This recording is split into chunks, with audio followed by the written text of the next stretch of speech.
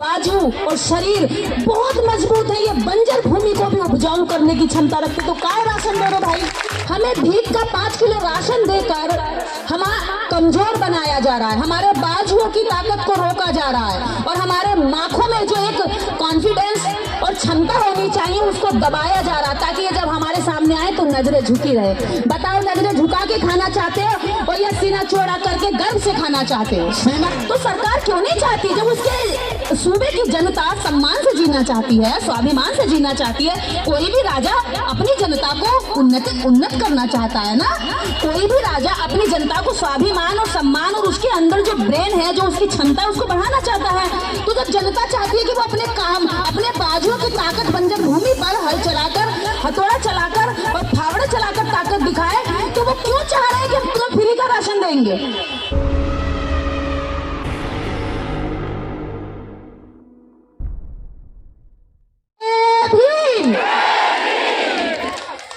पूरा प्रशासन हिल जाना चाहिए, कांप जाना चाहिए, क्योंकि जय भीम कोई छोटी मोटी चीज नहीं है, एक क्रांति का आगाज है, हमारे आत्मसम्मान और स्वाभिमान की सबसे बड़ी गूंज है। जय भीम, जय भीम, जय भीम, जय भीम, जय भीम, जय भीम। आज गोरखपुर की धरती पर जिस तरह से आप लोगों ने आकर ये साबित कर दिया कि हम जिंदा कौमे हैं, बस हमें हलचल करने वाला कोई चाहिए। और एसके निराला जी और उनकी टीम और उनके संगठन ने यह साबित कर दिया कि समाज जागने को तैयार है और हलचल करने के लिए हम पूरी तरह से अगुवाई करने के लिए बैठे हुए हैं। तो मैं आप दोनों के लिए एक बार तालियां बजाना चाहती हूँ कि अपने अपनी जोरदार तालियां बजाइए।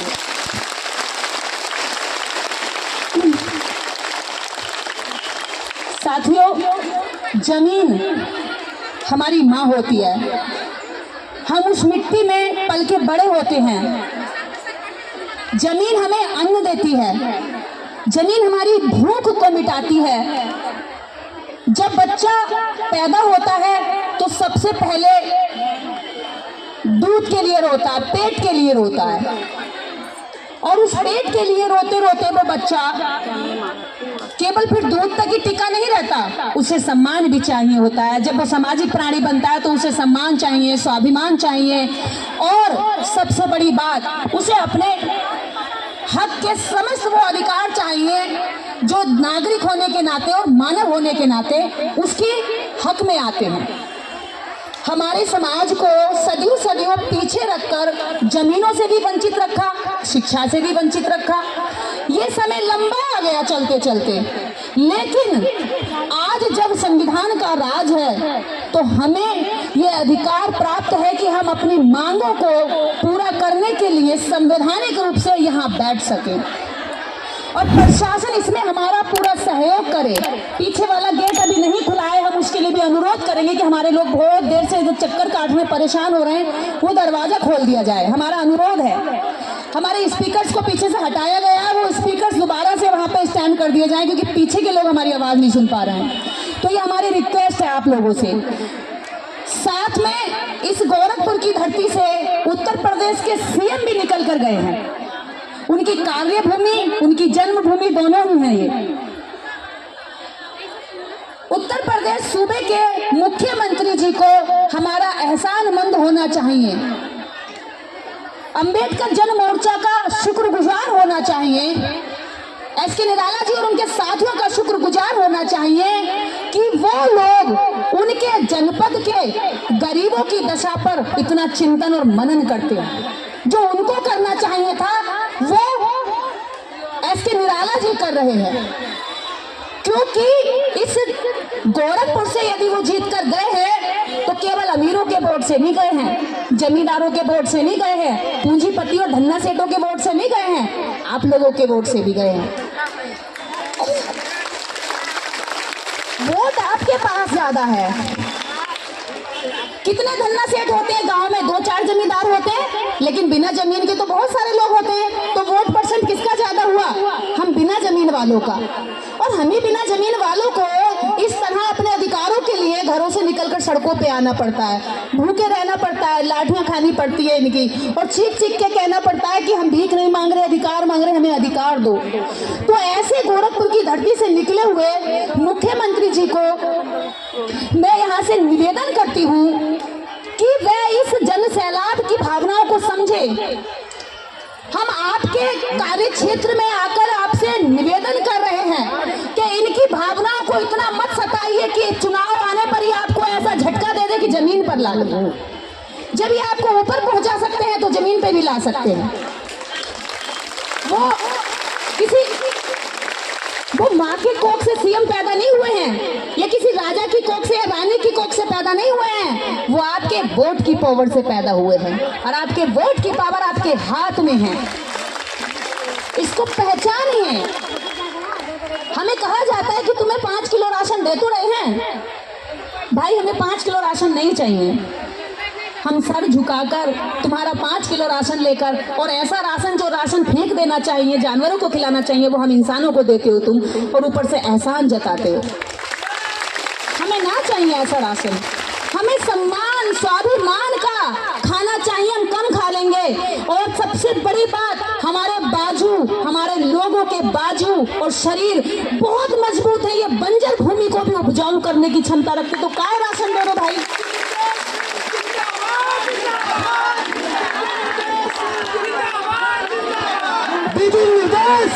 जिंदाबाद जिंदाबाद, सुनील कुमार निराला जिंदाबाद, जिंदाबाद जिंदाबाद, सीमा गौतम जिंदाबाद, नलिन राजभर जिंदाबाद, बाबा साहब अमर रहे, बाबा साहब अमर रहे। जो जमीन की बात करेगा, जो जमीन की बात करेगा, अभी तो ये लड़ाई है, आगे बहुत लड़ाई है, अभी तो ये लड़ाई है। तो साथियों, बाबा साहेब और काशीराम साहब कहते थे कि ये कौम बहुत कमाऊ है, ये कमेरा वर्ग है, ये मेहनत कश कौम है, और बस जरूरत है कि इसे पता लगाने की कि इसका जो हक है वो दबा किसने रखा है। हमें भीख का 5 किलो राशन देकर हमारा कमजोर बनाया जा रहा है, हमारे बाजुओं की ताकत को रोका जा रहा है, और हमारे आंखों में जो एक कॉन्फिडेंस और क्षमता होनी चाहिए उसको दबाया जा रहा है, ताकि ये जब हमारे सामने आए तो नजरें झुकी रहे। बताओ, नजरें झुका के खाना चाहते हो और या सीना चौड़ा करके गर्व से खाना चाहते हो? सीना चौड़ा करके खाना चाहते हैं। तो सरकार क्यों नहीं चाहती, जब उसके सूबे की जनता सम्मान से जीना चाहती है, स्वाभिमान से जीना चाहती है। कोई भी राजा अपनी जनता को उन्नत करना चाहता है ना, कोई भी राजा अपनी जनता को स्वाभिमान और सम्मान और उसके अंदर जो ब्रेन है, जो उसकी क्षमता है, उसको बढ़ाना चाहता है। तो जब जनता चाहती है कि वो अपने काम, अपने बाजुओं की ताकत बंजर भूमि पर हल चलाकर, हथौड़ा चलाकर और फावड़ा चलाकर ताकत दिखाए, तो वो क्यों चाह रहे हैं कि हम फ्री का राशन देंगे? क्यों? क्या आप लोगों में क्षमता है खेत जोतने की? तो सरकार क्यों नहीं देती फिर? क्या आप लोगों में क्षमता है बंजर भूमि को उपजाऊ करने की? जब इनमें इतनी क्षमता है और ये कह रहे हैं, तो मुझे लगता है कि अब सरकार कहीं ना कहीं जमींदारों की चुंगली में फंसी हुई है। कहीं ना कहीं हमारे साथ अब खुलकर धोखा हो रहा है। और राशन जो हमें देते हैं, मैं राशन की कहानी बताऊं, आप जो ये बहनें बैठती हैं या जितना भी समाज यहाँ है, देश का गरीब नागरिक सरकार को ज्यादा टैक्स देता है। आप जानते हैं, राजा का एक कोष होता है, गुल्लक होती है, जिस गुल्लक में वो धन इकट्ठा करता है, और उसी धन से राजा की कोई कमाई नहीं होती है। मुख्यमंत्री जी की मजदूरी करने तो नहीं जाते? मजदूरी करते क्या? कहीं नौकरी करते किसी की? नहीं करते ना। मुख्यमंत्री के पास पैसा कहाँ से आता है फिर? वो पैसा कहाँ से आता है? वो पैसा आपका जाता है। कैसे जाता है? जब आप चप्पल खरीदती हैं उस पर टैक्स लगता है, साड़ी खरीदती हैं, कपड़ा खरीदती हैं, सोना खरीदती हैं, चांदी खरीदती हैं, यहाँ तक कि आंखों का काजल खरीदती है, उस पर भी टैक्स होता है। बच्चों की कॉपी किताब पेंसिल खरीदती है, उस पर भी टैक्स होता है। इनडायरेक्ट टैक्स सरकार का सबसे बड़ा रेवेन्यू यानी कि धन कोष होता है, और वो पैसा कौन देते हैं? हम लोग देते हैं। हमारा पैसा होता है, हमारा पैसा होता है। और हमारे ही पैसे से आपको बता दूं, ये जो पुलिस यहाँ बैठी है, इस पुलिस को तनख्वाह जाती है। जानते हैं आप लोग, इस पुलिस को हमारे टैक्स के पैसे से तनख्वाह जाती है। अगर हम टैक्स देते, वो सरकार के पास जमा होता, फिर वो उधर से इस पुलिस को तनख्वाह देती है। अगर ये पुलिस के बच्चे पढ़ रहे हैं, या जितने भी सरकारी नौकर अफसर होते हैं, उनके बच्चे अच्छा खा रहे हैं, लत्ता कपड़ा पहन रहे हैं और देश में मजे की जिंदगी जी रहे हैं, तो वो कोई भगवान उनको नहीं दे रहा है, कोई से ऊपर से पेड़ पैसे नहीं झड़ रहा है। वो सारा पैसा आपके टैक्स का सरकार उनको तनख्वाह के रूप में देती है। और वही लोग फिर आप पे क्या करते हैं, रोब जमाते हैं। चल चला आया कहाँ से गंवार मेरे पास, चल यहाँ से जा, तेरा काम नहीं होता। और पुलिस का जो लाठी खरीदती है ना सरकार, पुलिस को जो बैंत देती है, वो बैंत भी आपके पैसे से खरीदा जाता है। और फिर उसी बैंत को लेके बजाने चली आती है। छीन लो उसको, बोल मेरे टैक्स के पैसे से आया है ये, तेने कहीं दूर से नहीं लिया। निर्दोष सिंह जिंदाबाद, दीदी निर्दोष सिंह जिंदाबाद। कोई अफसर तुम पे रोब जताए, धमकी दिखाए, तो बोलो खड़े होके कि तुम्हें जो तनख्वाह मिल रही है ना बाबू, तुम्हारा जो बच्चा अच्छे स्कूल में पढ़ रहा है ना, और जो तुम्हारे शरीर पर कपड़े चमक रहे हैं ना बाबू, ये तुम्हारी पसीना नहीं है, ये हमारे पसीने का जमा करा हुआ सरकार पर टैक्स है। तो तुम महंगा खरीदते हो और हम सस्ता खरीद के भी हम तुम्हें टैक्स देते हैं। अगर आप 100 रुपए का कोई चीज खरीदती हैं, तो उस पर सरकार को 70 रुपए का टैक्स जाता है। समझ लो 70 रुपए और काले 30 रुपए का सामान आपको 100 रुपए में मिलता है। तो कितना पैसा गया आपकी जेब से, कितना पैसा गया, 70 रुपया। और वो 70 रुपया किस लिए देते सरकार को आप, कि आपकी सुविधा के काम करे, आपके बच्चों को शिक्षा दे, आपकी महिलाओं को, युवाओं को रोजगार दे। आप लोगों को अगर जमीन नहीं है, उससे शोषित है, पीड़ित है, तो आपका आत्मसम्मान ऊपर उठाने के लिए आपको भूमि दे। सरकार एक एक रैली में कई अरबों खरबों रुपया खर्च कर देती है, हमारे लिए जमीन न खरीद सकती क्या है? हमारे देश में रैलियों पर जो खर्चा होता है, प्रचार होता है, ये सारा पैसा हमारा होता है। बड़े बड़े होर्डिंग लगाते हैं बाबू लोग, बड़े बड़े फोटो लगाते हैं, लेकिन जनता की बात नहीं करते, आपके जमीन के मुद्दे की बात नहीं करते। किसकी बात करेंगे कि लो लड्डू, ले लो दारू, ले लो पकोड़े, ले लो मुर्गा और अगले दिन वोट हमें दे आना। क्या दारू मुर्गे में हम वोट दे सकते हैं? अब क्या दारू मुर्गे में वोट देंगे? नहीं। एक भैंस की कीमत 50,000 होती है, एक गधे की कीमत भी 10,000 होती है, एक मुर्गे की कीमत भी 500 रुपए होती है, लेकिन वो हमारी कीमत लगाते हैं मात्र 100 रुपए का पौआ। बताओ, हमसे ज्यादा तो वो जानवर महंगे हो गए, हम सस्ते हो गए उनकी नजर में। क्या हमें इतनी सस्ती कीमत लगानी चाहिए अपनी? क्या हमें हमारे बच्चों का भविष्य केवल 100 रुपए के पौए में बेचना चाहिए? क्या हमारी बहनों को लड्डू दारू के लालच में आके नेताओं को घरों में बिठाना चाहिए? कोई भी नेता आ जाए, अगर तुम्हारा जमीन का मुद्दा ना करे और तुम्हारी बात ना करे, तो दौड़ा दौड़ा के भगा दो अपनी गलियों से। अपने पैर में, जो तुम्हारे पैर में गोबर लगी हुई चप्पल है, उसे हाथ में उठा और दौड़ा दो कि जमीनियां दे दे, वरना भाग ले यहाँ से।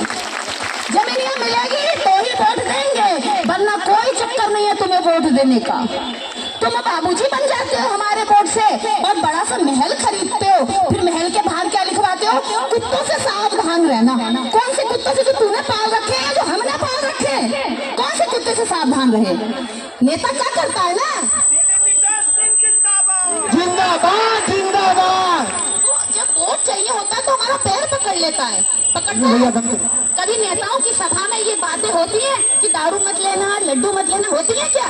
नहीं होती। वो सेटिंग कर देते हैं, रात को दरवाजे के नीचे से दे देते हैं, टूटा हुआ कोना हो वो दे देते हैं, नहीं लोगे तब भी दे देंगे, दे देते हैं। लेकिन कभी कोई नेता आपको किताबें देने तो नहीं आया? कोई नेता किताब लेना आया क्या? कोई नेता जमीन की बात करने आया क्या? तो फिर काहे वोट देते हो? फिर क्यों वोट देते आ रहे हो इतने दिन से? वोट भी देते हो, टैक्स भी देते हो, मेहनत भी देते हो, पसीना तुम्हारा बहा जाता है, मौज वो लेते।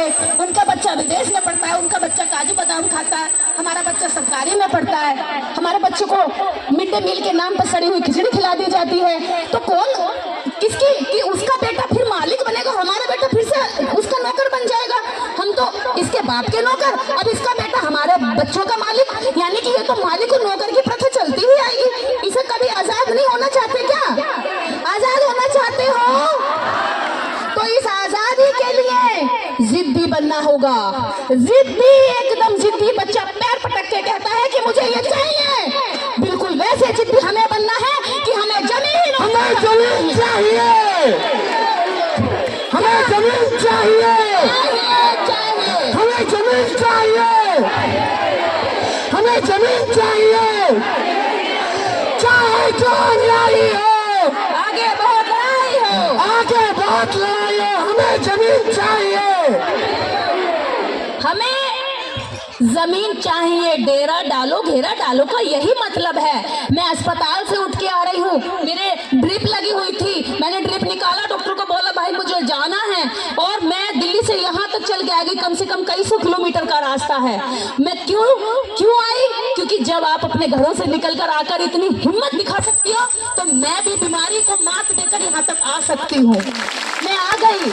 अभी लग रहा था यहाँ आने से पहले कि मैं बोल नहीं पाऊंगी, मेरे पैर कांप रहे थे। अब मुझे नहीं पता कि आप सबकी ताकत मेरे अंदर ऐसे घुस गई है कि मैं बोल पा रही हूँ। ये होती है ईमानदारी की ताकत, ये होती है जज्बे जुनून की ताकत। मैं जिद्दी हूँ और आपको भी जिद्दी बनना है। जिद्दी बनोगे?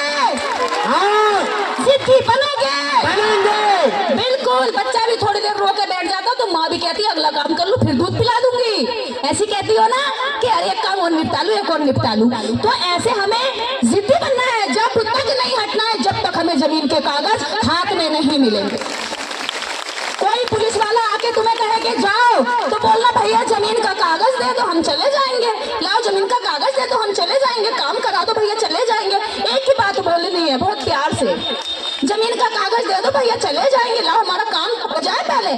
अगर हम आते कहीं काम कराने आते हैं ना, तो हमारा काम जब हो जाएगा हम चले जाएंगे। हमारा तो यही घर है भाई, हमारे पास क्या है खोने के लिए? हम पीछे कोई बंगला तो छोड़ के आए नहीं है, कोई बड़ी कोठी बिल्डिंग इमारत तो छोड़ के आए नहीं है, फैक्ट्री फर्म तो छोड़ के आए नहीं है। जो फैक्ट्री वहाँ पे खराब हो रही होगी या वहाँ पे मजदूर मर रहे होंगे, काम खराब हो रहा होगा, घर वहाँ छोड़ के हम घर जैसे यहाँ बैठे हैं, वहाँ भी 3 टप्पर में, तो यहाँ भी नीचे बैठे। हमें क्या खोना है? हम पे कुछ है नहीं खोने के लिए, पूरी दुनिया पाने के लिए, और आज हम पाने के लिए यहाँ बैठे, पाकर ही जाएंगे, जिद्दी होकर पाकर ही जाएंगे। हाँ, मैं अब बीच में और बोलती रहूंगी, मैं यही हूँ, मैं भी यहाँ चादर बिछा के लेट जाऊंगी। अगर मेरे को जरूरत पड़ी तो भैया बोतल यही चढ़वा देना। दीदी निर्देश सिंह जिंदाबाद।